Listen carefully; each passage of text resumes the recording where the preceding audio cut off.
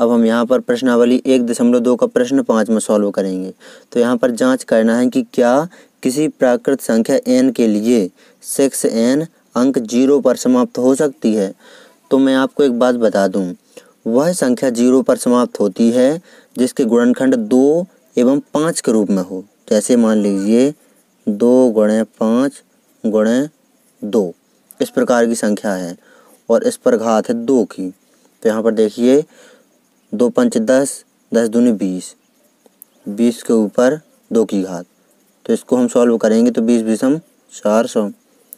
तो वो संख्या 0 पर समाप्त होती है, पीछे का अंक देखना 0 पर समाप्त होना, जिसमें गुणनखंड 2 व 5 के रूप में हो। अब यहाँ पर 10 को ही ले लीजिए, 10 के ऊपर 2 की घात जैसे मान लीजिए। तो ये n है, ये है घात, घात से कुछ लेना देना नहीं है। जो नीचे संख्या हो उसके गुणनखंड होना चाहिए 2 व 5 के रूप में। तो यहाँ पर 10 के ऊपर 2 की घात को देखेंगे तो 2 गुणे 5 होता है 10, और इसके ऊपर 2 की घात, तो 2 और 5 है यहाँ पर उसके गुणनखंड। तो 10 का वर्ग करेंगे तो 100 आ जाएगा।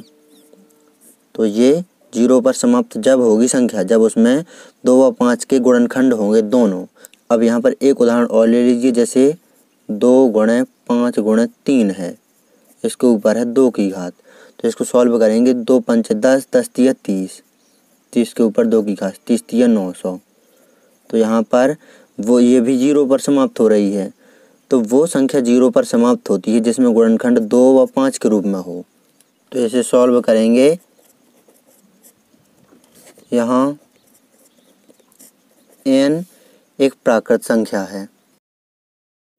अब यहाँ पर जो 6n है, ये 6n का गुणनखंड करेंगे तो 2 तिया 6 और ऊपर ये n की घात। तो यहाँ पर देखेंगे क्या इसका गुणनखंड 2 व 5 के रूप में है, 2 व 5 के रूप में नहीं है, 2 और 3 के रूप में है।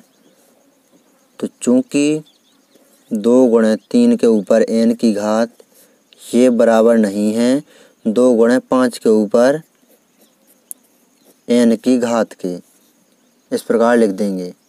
इसीलिए 6n अंक 0 पर समाप्त नहीं हो सकती।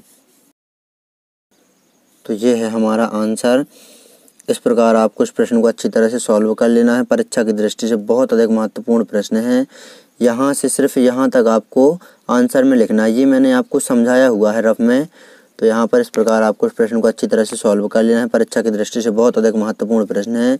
यदि आप प्रश्नावली 1.1, 1.2, 1.3 और 1.4 के सभी प्रश्न क्रमशः देखना चाहते हैं तो डिस्क्रिप्शन जरूर चेक करें।